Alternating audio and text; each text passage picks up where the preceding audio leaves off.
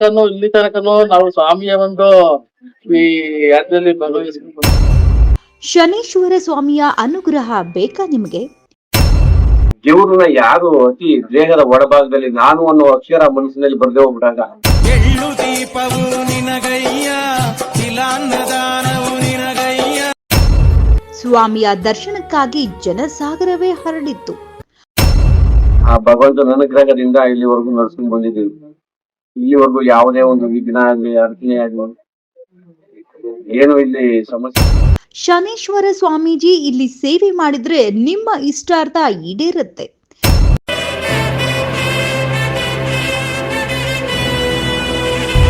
ಭಗವಂತ ಅನುಗ್ರಹದಿಂದ ಈಗ ನನ್ನ ಮಗಳಿಗೆ 1 ವರ್ಷ ನಡೀತಾ 17 ವರ್ಷ ಇಲ್ಲಿಗೆ ಇದೇ ತರ ಮಾಡ್ಕೊಂಡ್ ಬಂದಿದ್ದೀವಿ ಹೊರತು.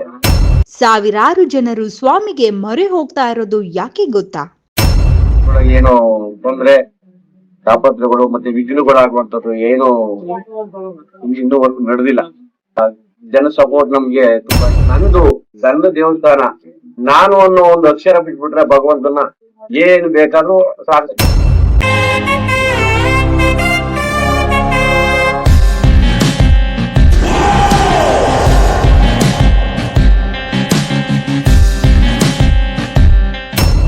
ನೀವು ನೋಡ್ತಾ ಇದ್ದೀರಾ V1 ಸುದ್ದಿವಾಹಿನಿ. ಶನೇಶ್ವರ ಸ್ವಾಮಿ ಎಂದರೆ ಸಾಕಷ್ಟು ಜನರಿಗೆ ಭಕ್ತಿ, ನಂಬಿಕೆ, ಶಕ್ತಿ, ಹಾಗೆ ಭಯವೂ ಕೂಡ. ಯಾಕಂದ್ರೆ ಶನೇಶ್ವರ ಸ್ವಾಮಿಯು ಒಲಿದು ಬಂದ್ರೆ ನಮ್ಮ ಕಷ್ಟಗಳೆಲ್ಲ ದೂರ ಆಗುತ್ತೆ ಎಂದು ಸಾಕಷ್ಟು ಜನ ಸ್ವಾಮಿಯ ಸೇವೆ ಮಾಡ್ತಾರೆ. ಯಾಕಂದ್ರೆ ಯಾವುದೇ ದೋಷವಿರಲಿ ಸ್ವಾಮಿಯ ಕ್ಷೇತ್ರಕ್ಕೆ ಕಾಲಿಟ್ರೆ ಆ ದೋಷವೆಲ್ಲ ನಿವಾರಣೆಯಾಗುತ್ತೆ. ಆಗಿದೆ ಕೂಡ. ಇಲ್ಲಿ ನೀವು ನೋಡ್ತಿರೋ ಹಾಗೆ ಸಾವಿರಾರು ಭಕ್ತಾದಿಗಳು ಅವರಿಗೆ ಒಳ್ಳೆಯದಾಗಿರೋದ್ರಿಂದ ಕ್ಷೇತ್ರಕ್ಕೆ ಆಗಮಿಸ್ತಾ ಇದ್ದಾರೆ. ಯಾಕಂದ್ರೆ ನಂಬಿಕೆ, ಭಕ್ತಿ ಇಟ್ಟು ಸ್ವಾಮಿಯ ಮೊರೆ ಹೋದ್ರೆ ನಿಮ್ಮ ಇಷ್ಟಾರ್ಥವನ್ನೆಲ್ಲ ಈಡೇರಿಸುತ್ತಾರೆ. ಹಾಗೆ ಅದ್ಧೂರಿಯಾಗಿ ಈ ವರ್ಷ ಜಾತ್ರಾ ಮಹೋತ್ಸವ ಕಾರ್ಯಕ್ರಮ ಏರ್ಪಡಿಸಿದ್ರು. ಕಾರ್ಯಕ್ರಮ ಯಶಸ್ವಿಯಾಗಿ ಪೂರ್ಣಗೊಂಡಿತು. 11ನೇ ವರ್ಷದ ವಾರ್ಷಿಕೋತ್ಸವ ಮತ್ತು ಅಗ್ನಿಕೊಂಡ ಏರ್ಪಡಿಸಿದ್ರು. ಹಾಗೆ ಸಾವಿರಾರು ಭಕ್ತರಿಗೆ ಅನ್ನ ಸಂತರ್ಪಣೆ ಸಹ ನಡೆಯಿತು. ಪ್ರಧಾನ ಅರ್ಚಕರು ಶ್ರೀ ಬಿ ಸಿದ್ದರಾಜ ಸ್ವಾಮಿಯವರು ಶ್ರೀ ಶ್ರೀ ಕ್ಷೇತ್ರ ಶನೇಶ್ವರ ಸ್ವಾಮಿ ಅದ್ಧೂರಿಯಾಗಿ ಜಾತ್ರಾ ಕಾರ್ಯಕ್ರಮ ನಡೆಸಿದ್ರು.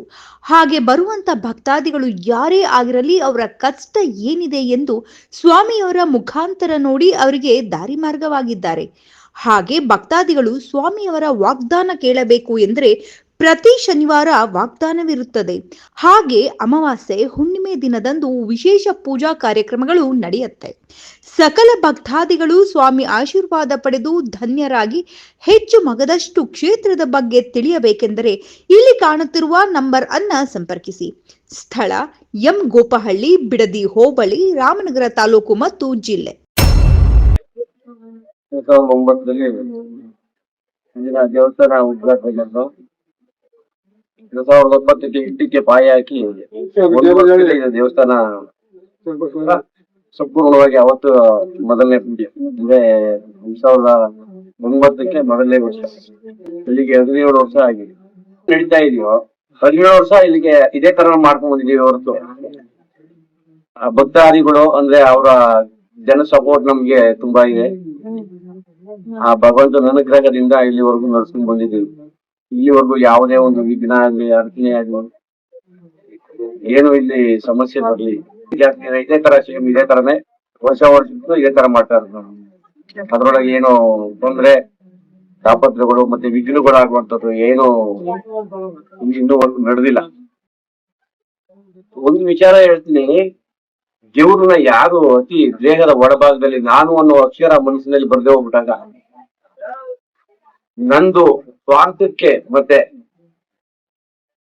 ಏನ್ ನಾವು ಆ ಸೇವೆ ಮಾಡ್ತೀವೋ ಇದಾಗಿ ಸ್ವಾರ್ಥಕ್ಕೆ ನಂದು ಗಂಧ ದೇವಸ್ಥಾನ ನಾನು ಅನ್ನೋ ಒಂದು ಅಕ್ಷರ ಬಿಟ್ಬಿಟ್ರೆ ಭಗವಂತನ ಏನು ಬೇಕಾದ್ರೂ ಸಾಧಿಸ್ಬೋದು.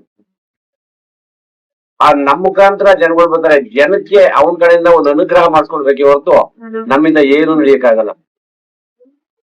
ಕೆಲವ್ರು ಹೇಳ್ತಾರೆ ದೇವ್ರನ್ನ ನೋಡಿದಿರಾ ಅಂತ. ದೇಹದ ಒಳಭಾಗದಲ್ಲಿ ಒಳಗಡೆ ಒಂದು ಅಂದ್ರೆ ದೇಹ ಸ್ವಚ್ಛ ಮಾಡ್ಕೊಂಡು ಮುನ್ನು ಬಟ್ಟೆ ಇಟ್ಕೊಂಡ್ಬಿಟ್ರೆ ದೇವ ಒಲೆಯಲ್ಲ.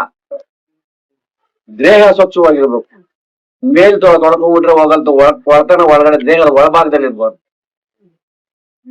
ಕೊಡೆ ಬಟ್ಟಲೆ ದೇವ್ರ ಮಾಡು.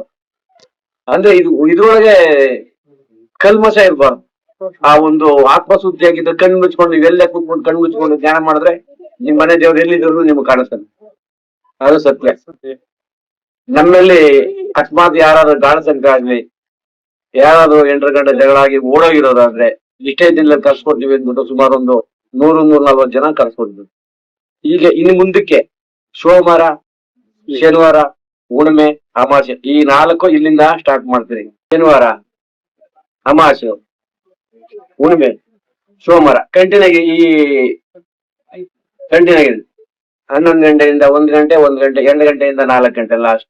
ಮುತ್ತುರಾಜು ವಿ ಅಂತ ಹೇಳ್ಬಿಟ್ಟು ನಾವಿಲ್ಲಿ ಕಟ್ಲಹಳ್ಳಿ. ನಾವು ಸುಮಾರು 17 ವರ್ಷ ತನಕನು ಇಲ್ಲಿ ತನಕನು ನಾವು ಸ್ವಾಮಿಯ ಒಂದು ಈ ಯಾತ್ರೆಯಲ್ಲಿ ಭಾಗವಹಿಸ್ಕೊಂಡು ಬಂದಿದ್ದೀವಿ. ಯಾಕಂದ್ರೆ ನನಗೆ ಹೇಳೋದಕ್ಕೆ ಅದ್ರ ಬಾಯಿಂದ ಬರ್ತಾ ಇಲ್ಲ. ಏನಾಗಿದೆ ಅಂದ್ರೆ ತುಂಬಾ ಕಷ್ಟದಲ್ಲಿದ್ದೆ ನಾನು.